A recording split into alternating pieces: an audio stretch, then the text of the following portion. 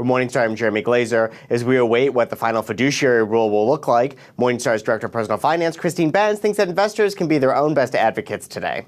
Christine, thanks for joining me. Jeremy, great to be here. So we're in the midst of this 60-day delay of the fiduciary rule. Aaron Shapiro, is our Director of Policy Research, I know thinks that it will be implemented, even if the enforcement mechanism changes a little bit. But there's still some confusion amongst investors about what this will mean for them. But you think that they really should be focused on their own best interests and less on what the government rule will eventually look like. That's right. So I think in the meantime, until we have the final parameters around this fiduciary rule, I do think that it's up to investors looking for advice to be defensive drivers, to ask a lot of questions about how the advisor works, how they're compensated, and so forth, in order to end up with an advisor who is, in fact, looking out for their best interests. And the first step of that is making sure your advisor is a fiduciary. Yeah, it's important to know that there are a lot of advisors who are already required to act as fiduciaries, so simply ask that question.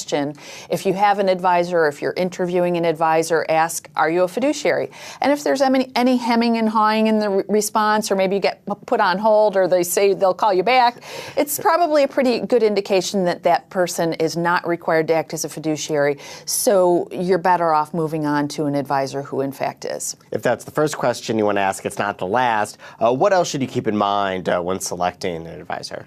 Well, I think that compensation is key. So how the advisor is compensated. I also think it's perfectly reasonable to ask for an estimate of your annual expenses if you work with a given advisor. And it's also important to understand the different frameworks for compensation. So there are advisors who work on an assets under management basis, meaning that you pay them a percentage of your assets year in and year out. 1% per year is a typical fee for advisors who work in this manner.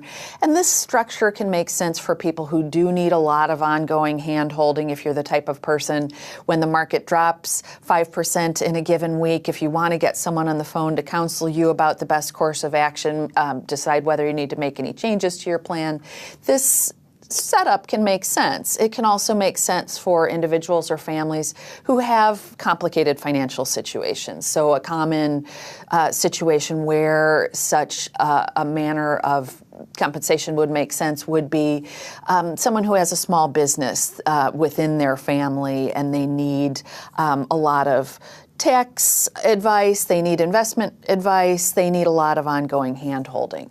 But it is important to know that you can get good fiduciary advice not just through this assets under management model. You can also pay advisors an hourly fee or a per engagement fee. And that setup can make a lot of sense if you think you just need some help getting your plan up and running. But after that, you should be good to go for another 5 or 10 years or until your situation changes. Over time, if you are someone who doesn't need a lot of ongoing hand-holding, that structure can be more cost-effective for you than paying an advisor a percentage of your assets under management. Another structure that is picking up steam is this idea of some sort of a subscription-based service for financial advice. And the idea is that you're paying like you would for your gym membership or you would for your cable TV services. You're paying on a monthly or quarterly basis for advisory services. The advantage of this setup is that if you do need to check in with the advisor, maybe you're worried about that market drop, your subscription covers those fees. You won't be on the clock with the advisor. So understand how your advisor charges or a prospective advisor charges, and make sure that it syncs up with your particular situation. This can seem somewhat complex, but you think it is important that you do have someone who can give you this holistic financial planning advice. I do, and we're really seeing the world of financial advice move in this direction, where advisors are saying it's not enough to add value with the investment piece, with the portfolio piece. I need to give my clients advice on their whole situations. And that's really what you want, I think, in most cases. You want someone who is going to be able to help you make good decisions about your household capital allocation. So help you decide, well, am I better off putting more money into my retirement accounts, or am I better off paying down my student loans, or perhaps even prepaying my mortgage? Is my savings rate on track with where it should be?